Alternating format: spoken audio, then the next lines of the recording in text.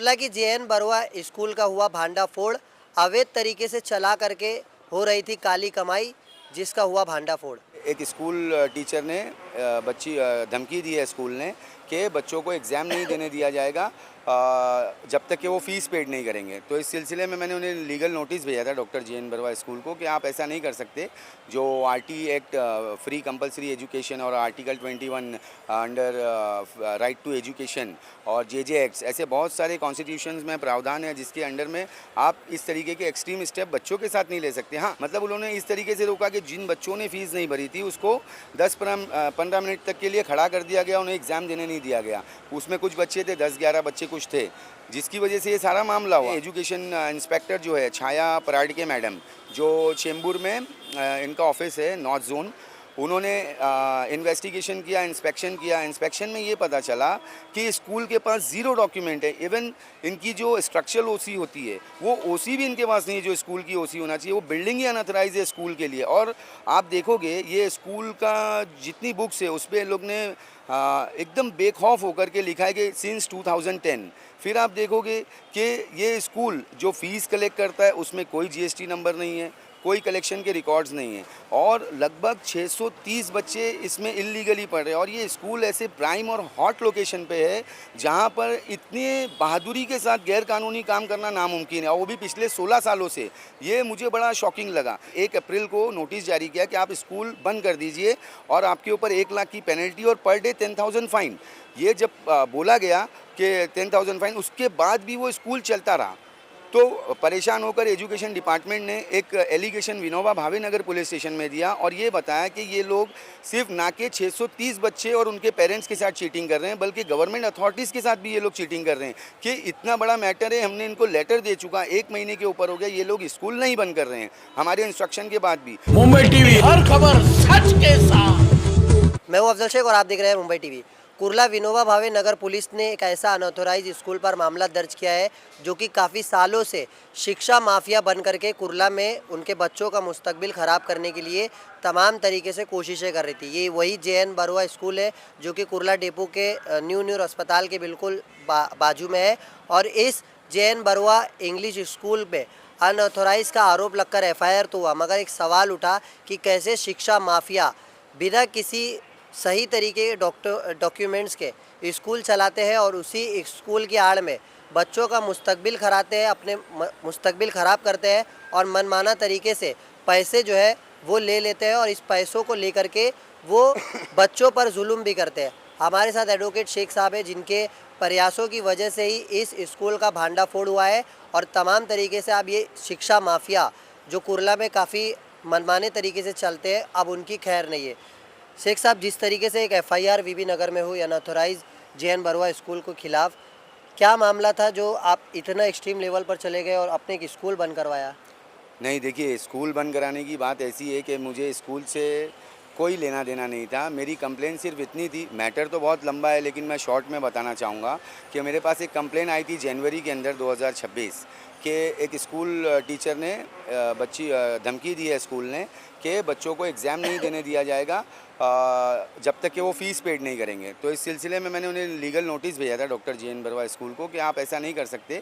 जो RT act free compulsory education और article 21 under right to education और J acts, ऐसे बहुत सारे कॉन्स्टिट्यूशंस में प्रावधान है जिसके अंडर में आप इस तरीके के एक्सट्रीम स्टेप बच्चों के साथ नहीं ले सकते। हाँ, इसके जो पेरेंट्स हैं उनको आप मीटिंग करिए, उनको बोल सकते हैं, बच्चों को एज अ टूल्स बनाकर रिकवरी एजेंट का काम आप नहीं कर सकते। तो इस तरीके से मैंने लीगल नोटिस दिया। लीगल नोटिस देने के बाद कोई असर नहीं हुआ। फिर पर्सनली मेरी मुलाकात हुई, मैं जाकर के कंप्लेन किया कि बच्चों को अवैध तरीके से रोका जा रहा है एग्ज़ाम देने के लिए। मतलब उन्होंने इस तरीके से रोका कि जिन बच्चों ने फ़ीस नहीं भरी थी उसको 10-15 मिनट तक के लिए खड़ा कर दिया गया, उन्हें एग्ज़ाम देने नहीं दिया गया। उसमें कुछ बच्चे थे, 10-11 बच्चे कुछ थे, जिसकी वजह से ये सारा मामला हुआ। फिर मेरी मुलाकात हुई, मैं स्कूल गया, वाइस प्रिंसिपल मोना सैयद से मैंने मुलाकात की, उनसे बताया कि ऐसे ऐसे आपकी स्कूल में चल रहा है। उन्होंने माफ़ी मांगी इस बात पे कि हम माफ़ी चाहते हैं कि ऐसा दोबारा नहीं होगा, और इस तरीके से बात हुई। लेकिन नेक्स्ट डे फिर वही हुआ, फिर नेक्स्ट डे वही हुआ, मतलब कंटिन्यूसली ये चीज़ होती चली गई। अब मेरे पास कोई ऑप्शन नहीं था कि मैं गवर्नमेंट अथॉरिटीज़ का सहारा लूँ और इनके ऊपर एफआईआर दर्ज करूँ। तो मैंने बीबी नगर पुलिस स्टेशन में, एजुकेशन डिपार्टमेंट में और MSCPCR जो बाल हक आयोग वर्ली में है, इन सभी जगहों पे कंप्लेंट्स दी और इस तरीके से ये बताया कि बच्चों को मेंटली हरासमेंट हो रहा है और ये टॉर्चर किया जा रहा है। बच्चों को एक रिकवरी, टीचर्स को एक रिकवरी एजेंट बना करके बच्चों को टूल्स बनाया जा रहा है फ़ीस लेने के लिए। तो जब ये मामला उनके पास गया तो उसके बाद में एजुकेशन इंस्पेक्टर जो है छाया पराडके मैडम, जो चेंबूर में इनका ऑफिस है नॉर्थ जोन, उन्होंने इन्वेस्टिगेशन किया, इंस्पेक्शन किया। इंस्पेक्शन में ये पता चला कि स्कूल के पास ज़ीरो डॉक्यूमेंट है। इवन इनकी जो स्ट्रक्चरल ओसी होती है वो ओसी भी इनके पास नहीं है जो स्कूल की ओसी होना चाहिए। वो बिल्डिंग ही अनऑथराइज है स्कूल के लिए। और आप देखोगे ये स्कूल का जितनी बुक्स है उस पर लोग ने एकदम बेखौफ होकर के लिखा है कि सिंस 2010। फिर आप देखोगे कि ये स्कूल जो फ़ीस कलेक्ट करता है उसमें कोई GST नंबर नहीं है, कोई कलेक्शन के रिकॉर्ड्स नहीं है और लगभग 630 बच्चे इसमें इल्लीगली पढ़ रहे हैं। और ये स्कूल ऐसे प्राइम और हॉट लोकेशन पे है जहाँ पर इतने बहादुरी के साथ गैर कानूनी काम करना नामुमकिन है, और वो भी पिछले 16 सालों से। ये मुझे बड़ा शॉकिंग लगा। तो जब उनकी रिपोर्ट्स मैंने देखी एजुकेशन इंस्पेक्टर की, छाया पराडके मैडम की, उन्होंने जो काम किया था वो इंस्ट्रक्शन दिए गए थे मुश्ताक शेख जो हेड डिपार्टमेंट है एजुकेशन के, और उनको इंस्ट्रक्शन मिला था चाइल्ड कमेटी बाल हक आयोग से। तो जब मैंने वो रिपोर्ट देखी तो रिपोर्ट के देखकर मैं शॉक्ड हो गया कि इसके पास कोई सिंगल डॉक्यूमेंट नहीं है। तो फिर इस तरीके से ये मामला आगे गया और स्कूल एजुकेशन डिपार्टमेंट ने एक नोटिस जारी किया स्कूल को 1/4/2026 को, यानी कि 1 अप्रैल को नोटिस जारी किया कि आप स्कूल बंद कर दीजिए और आपके ऊपर 1 लाख की पेनल्टी और पर डे 10,000 फाइन। ये जब बोला गया कि 10,000 फाइन, उसके बाद भी वो स्कूल चलता रहा। तो परेशान होकर एजुकेशन डिपार्टमेंट ने एक एलिगेशन विनोबा भावे नगर पुलिस स्टेशन में दिया और ये बताया कि ये लोग सिर्फ ना के 630 बच्चे और उनके पेरेंट्स के साथ चीटिंग कर रहे हैं, बल्कि गवर्नमेंट अथॉरिटीज़ के साथ भी ये लोग चीटिंग कर रहे हैं। कि इतना बड़ा मैटर है, हमने इनको लेटर दे चुका, 1 महीने के ऊपर हो गया, ये लोग स्कूल नहीं बंद कर रहे हैं हमारे इंस्ट्रक्शन के बाद भी। तो उसके बाद क्राइम PI अंबिके सर और बीबी नगर पुलिस स्टेशन के सीनियर PI पोपट अवार्ड साहब, इन्होंने, इन सारे लोगों ने मिलकर इसको गंभीरता से लिया और जो FIR रजिस्टर्ड कर दी इनके ऊपर, जो कल FIR रजिस्टर्ड हो गई। अब ये स्कूल बहाना बना रहा है कि ये एलिगेशंस है और ये है। सर एलिगेशंस कुछ नहीं है, ये गवर्नमेंट अथॉरिटी महाराष्ट्र स्टेट का एजुकेशन डिपार्टमेंट बोल रहा है कि आपके पास ज़ीरो डॉक्यूमेंट है, आपके पास कोई डॉक्यूमेंट नहीं है। ये महाराष्ट्र स्टेट गवर्नमेंट के एजुकेशन डिपार्टमेंट बोल रहा है। पुलिस ने सारा वेरिफिकेशन किया, उनकी कंप्लेंट पे FIR दर्ज हो गया और अब नेक्स्ट हियरिंग जो है वो अगली 11 तारीख को शायद से है। उसमें मुझे थोड़ा सा कन्फ्यूज़न है, तो उसमें भी ये फैसला होगा। मंडे के दिन हम एजुकेशन डिपार्टमेंट ज़रूर जाएंगे वहाँ से रिक्वेस्ट करने कि हमारे बच्चों को आप कहीं पर शिफ्ट कर दीजिए, वरना ये बच्चों, मुझे कोई गम नहीं है स्कूल गिर जाए, बर्बाद हो जाए, लेकिन ये बच्चों का क्या, ये मासूम बच्चों के साथ जो आपने धोखा किया है, ये ऊपर वाला भी आपको माफ़ नहीं करेगा। अच्छा, कुर्ला में बहुत सारी ऐसी स्कूल है जो अनऑथोराइज तरीके से चलाई जाती है। सिर्फ आपको JN बरुआ की शिकायत है तो आपने इसको देखा, और भी क्या स्कूलों पर आपकी नज़र है या क्या आप स्कूल के पीछे ही स्पेशली ऐसे पड़े हुए हैं? देखिए 2019 में एक मामला सामने आया था जो कि मीडिया पर भी आप देखोगे। अल्फला स्कूल के ऊपर एक FIR दर्ज हुई थी जिसमें कंप्लेनर मैं ही था।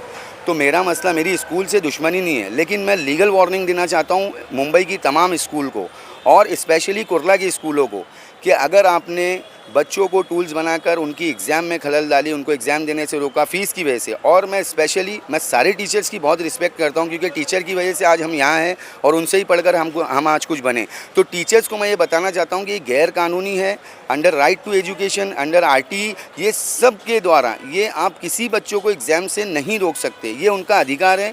और अगर आप ऐसा करोगे मैनेजमेंट के बोलने पर तो पनिशमेंट आपको भी होगी। आप इस तरीके से मैनेजमेंट के दबाव में आकर काम मत कीजिए। अगर ऐसा कहीं भी कुछ हो रहा है तो आप मुझसे कांटेक्ट कर सकते हैं, मैं एज अ सोशल वर्कर आपकी मदद करने के लिए तैयार हूँ।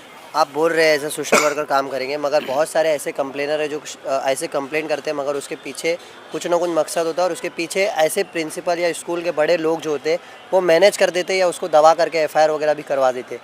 तो ये चीज़ का आपको फिक्र है कि आगे जा करके आपको ख़रीदा जा सकता है या कुछ है?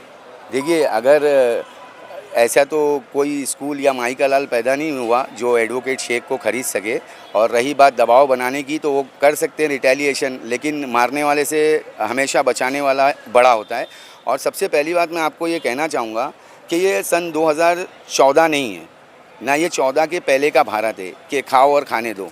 ये सरकार कुछ और है, और एक आम इंसान भी गवर्नमेंट अथॉरिटीज़ को यूज़ करके किस तरीके से एक स्कूल को जो पिछले 16-17 साल से खड़ी थी उसकी जड़ें काट कर उनका अंपायर पूरा गिरा सकता है, आप देख सकते हैं।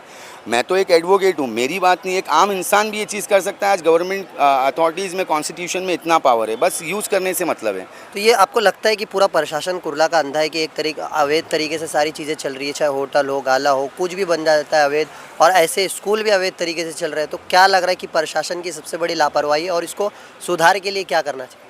देखिए, मैं सबसे पहली बात तो ये कहना चाहूँगा कि प्रशासन लापरवाही कब करता है, जब आवाम में लोग सो गए हैं, वो सोए हुए हैं, उनको पड़ी नहीं है। प्रशासन काम उस वक्त करेगा जब उनके टेबल पे कंप्लेंट जाएगी, और जो कंप्लेनर होगा वो इतना ज़्यादा स्ट्रिक्ट होगा कि उसे ना वो ख़रीदा जा सके, ना उसे मैनेज किया जा सके, ना उसे एफआईआर से या मार तोड़ से धमकी देकर डराया जा सके। इस तरीके का अगर कोई भी बंदा इस काम को करने की जिम्मेदारी लेगा तो डेफिनेटली उसकी जीत होगी और कानून उसके साथ में होगा। तो अभी ये JN बरुआ स्कूल को लेकर जिस तरीके का आगे चलने वाला है, उसको लेकर क्या फॉलोअप रहेगी? और आपको लगता है कि सरकार जिस तरीके से अवैध तमाम ऐसी चीज़ों पर अपना बुलडोजर चला रही है, तो इस स्कूल पर भी उनकी नज़र पड़ेगी इस मामले के उठने के बाद? नहीं, डेफिनेटली मैं तो ये चाहूँगा कि उस स्कूल को पूरी तरीके से पुल डाउन कर दिया जाए। स्कूल में जो एफआईआर हुआ है वो शाइस्ता सिद्दीकी एक्यूज़ नंबर 1 मानी गई है, जो प्रिंसिपल है, और जो एक्यूज़ नंबर 2 पे जितने भी बोर्ड मेंबर्स हैं, जो संचालक हैं, उनके ऊपर एफआईआर हुई है। तो इस तरीके की अवैध स्कूल को ज़रूर तोड़ देना चाहिए, ज़मीन बोझ कर देना चाहिए, पुल डाउन कर देना चाहिए। ऐसे स्कूल जो बच्चों के फ्यूचर को ख़राब कर दे रहे हैं, उनके माँ बाप के साथ धोखा हुआ है, ये बहुत बड़ा धोखा है। मुझे बहुत तकलीफ़ है उन बच्चों की कि बस किसी भी तरीके से उनका साल ये बच जाए। तो ये Kurla doctor JN Barua school को लेकर ये एक जानकारी थी, जिसमें अवैध तरीके से इस स्कूल को चलाना और उसके पीछे मनमाना तरीके से फ़ीस वसूलना और फीस ना मिलने पर बच्चों को हरेसमेंट करना। इस मामले पर आगे जाकर के जो है FIR तक का अपडेट ले रहे हैं। फ़िलहाल अब ये देखना है कि पुलिस प्रशासन या सोई हुई जो कुर्ला के BMC है वो कैसे जागते हैं और इन अवैध स्ट्रक्चर को लेकर कोई जो है आगे सर्वे करते या इस चीज़ों को लेकर चिंता दिखाते हैं कि ऐसी जो डॉक्टर JN बरुआ जैसी स्कूल है वो अवैध तरीके से चलाई जा रही है, तो उसको रोकथाम लगाया जा सके और उस तमाम चीज़ों को आगे जो है उनके बच्चों का फ्यूचर ना ख़राब हो, उसके लिए कोई जो है मुमकिन कोशिशें कर सके। कैमरामैन आमिर सिद्दीकी के साथ अफजल शेख, मुंबई TV।